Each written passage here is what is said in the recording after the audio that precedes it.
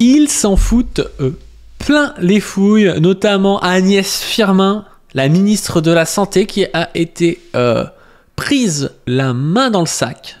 Prise la main dans le sac, je ne sais pas, mais elle est visée par une enquête, donc on ne diffame pas la ministre de la Santé, elle n'a sûrement rien fait, elle va sûrement nous expliquer où sont passés les 20 000 euros de champagne, elle va sûrement nous expliquer ça, et où sont passées les montres de luxe.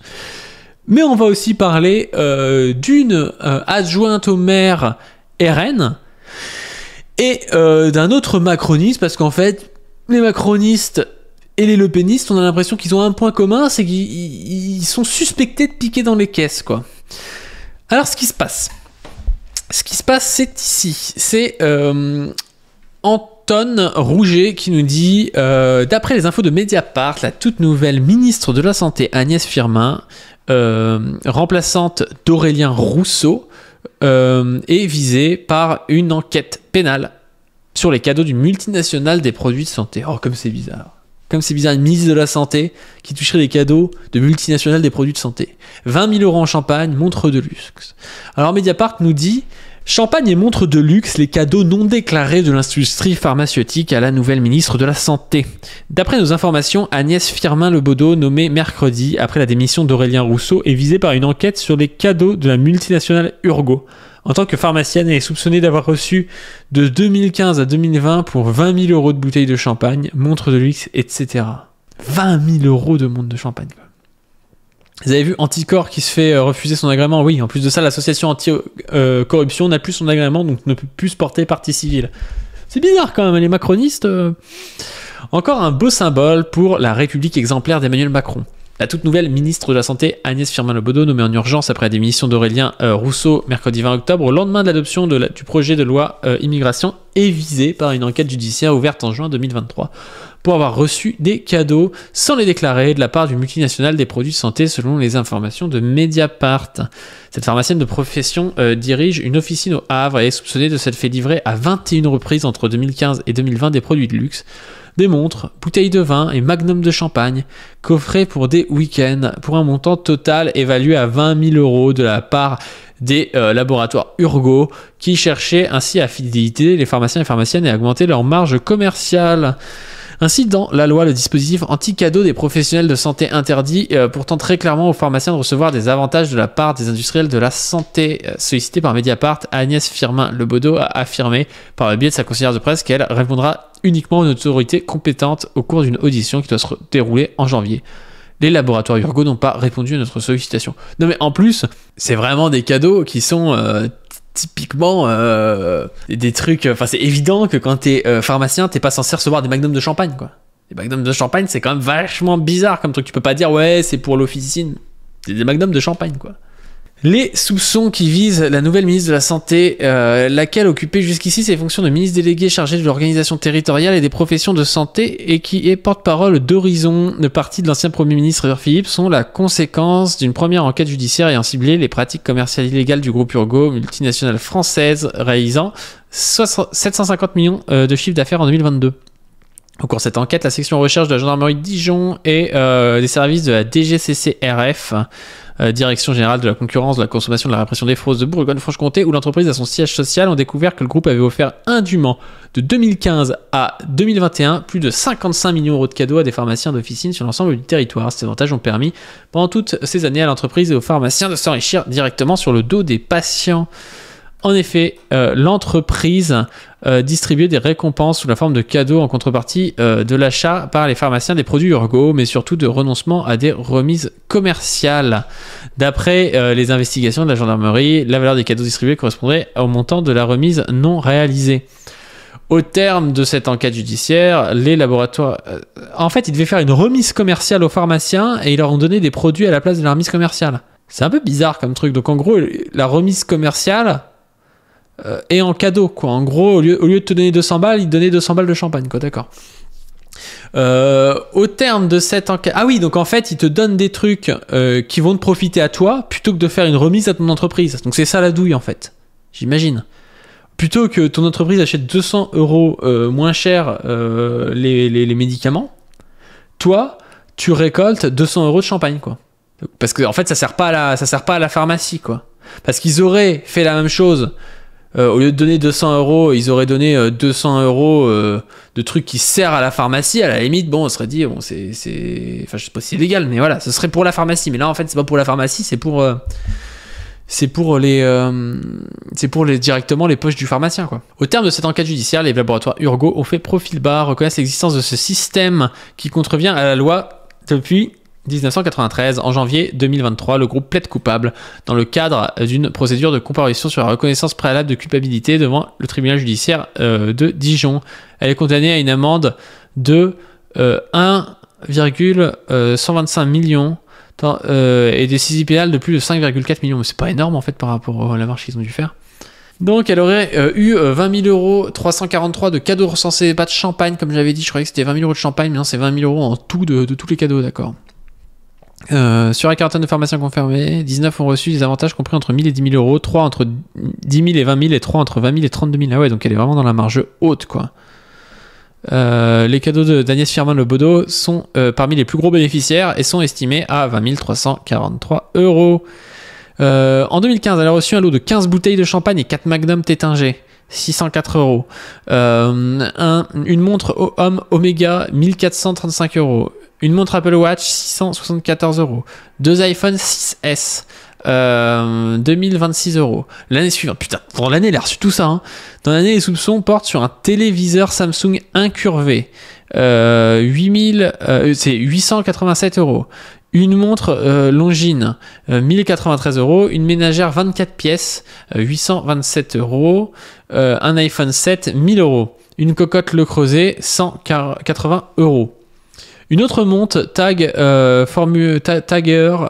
connais pas la marque, Formula 1 ou Formula 1, je sais pas, 922 euros, est recensée en 2017 avec 20 T1 bouteilles et 6 Magnum Tétinger, 834 euros, 3 coffrets Relais Château pour des week-ends, 2186 euros. Je sais même pas à quoi ça sert autant de montres et de téléphones. Oui, c'est vrai que c'est bizarre, tu reçois 2 téléphones, tu fais des tours.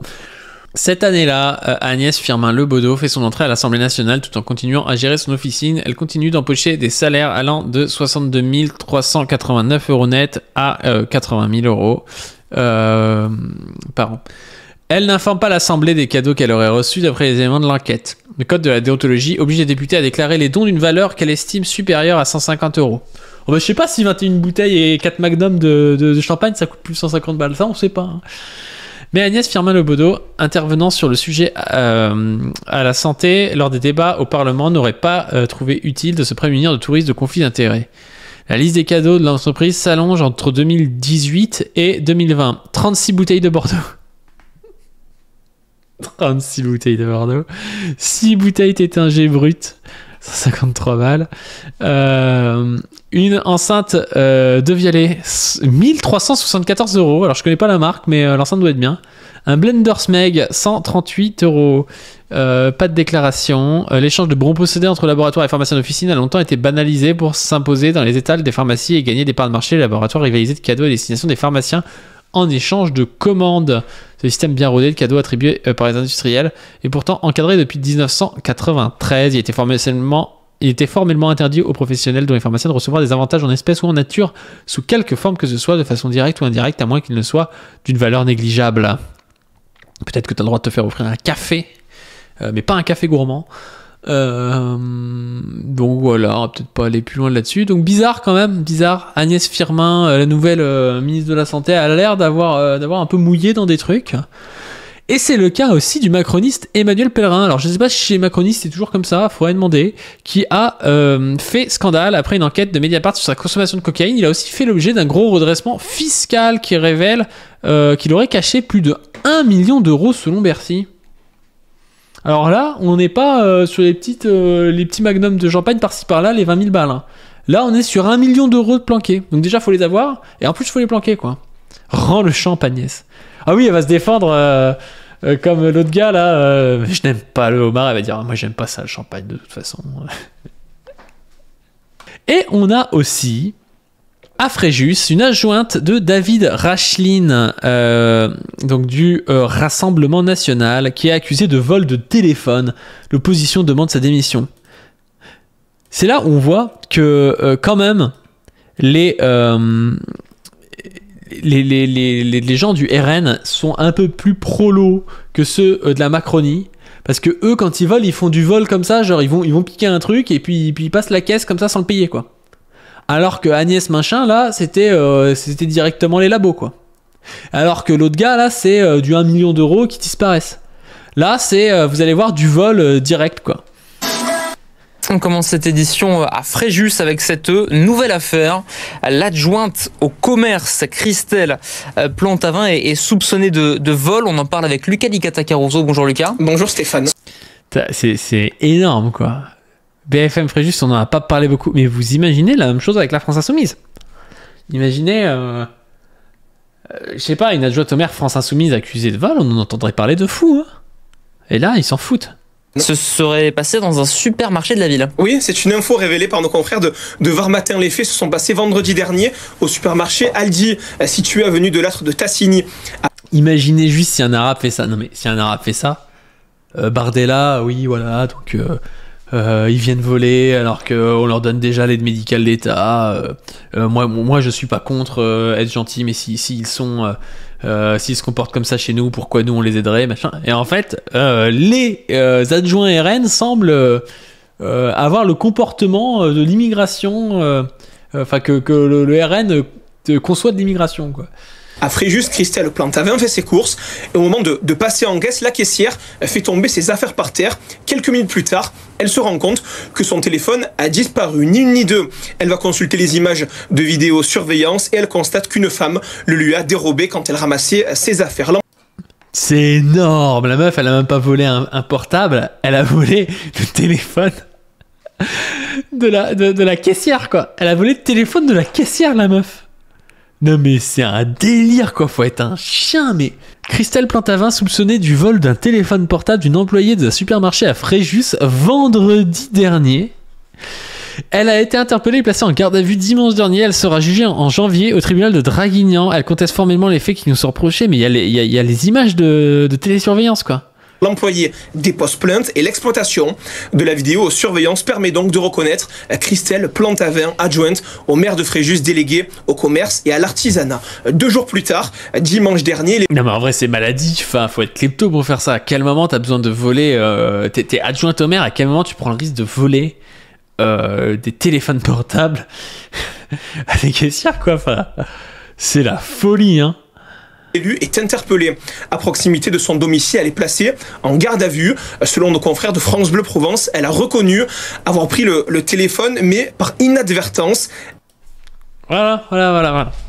Bah, imaginez un arabe qui se fait prendre avec de la bœuf sur lui, qui dit ouais c'était par inadvertance, qui se fait prendre avec un téléphone volé, mais c'était de l'inadvertance. Bah voilà, elle c'est de l'inadvertance et il faut la croire sur parole. Elle affirme l'avoir ensuite confié à un ami pour que, selon elle, qu'il le remette au commissariat de Fréjus. De son côté, le cabinet du maire a fait savoir que l'élu contestait totalement les faits qui lui étaient reprochés et que madame Plantavin était présumée innocente. Il y a Merlich qui dit avec une canette de Red Bull. Bah ouais, ils ont pris 6 mois ferme avec des canettes de Red Bull, les gars. Il y en a qui ont volé du fromage, qui ont pris du ferme pendant les émeutes, les révoltes pour Naël. Et elle vole directement un téléphone en plus. Et puis vous allez voir que ça va passer. Jusqu'à ce qu'une décision de justice en décide autrement. Justement, en janvier prochain, elle sera jugée dans le cadre d'une ordonnance pénale au tribunal de Draguignan. Une ordonnance pénale, c'est tout simplement une procédure simplifiée pour le traitement de faits sans réelle gravité. Merci Lucas Bon bah voilà. Et là ils nous disent aussi sur Ouest France, soupçonné d'avoir volé un téléphone. Cet élu de Fréjus assure d'avoir pris par inadvertance. On la croit évidemment, Christelle Plantavin, non coupable par inadvertance. Bon, elle est formellement identifiée par les images de vidéosurveillance, mais elle n'y peut rien. C'est ce qu'elle vous dit. Et à propos de vous voler, j'aimerais bien vous voler aussi un petit peu. Donc si vous pouvez me donner quelques euros par mois sur le Tipeee pour pouvoir acheter du matos, pour pouvoir faire des interviews et pour pouvoir continuer de monter sur cette plateforme.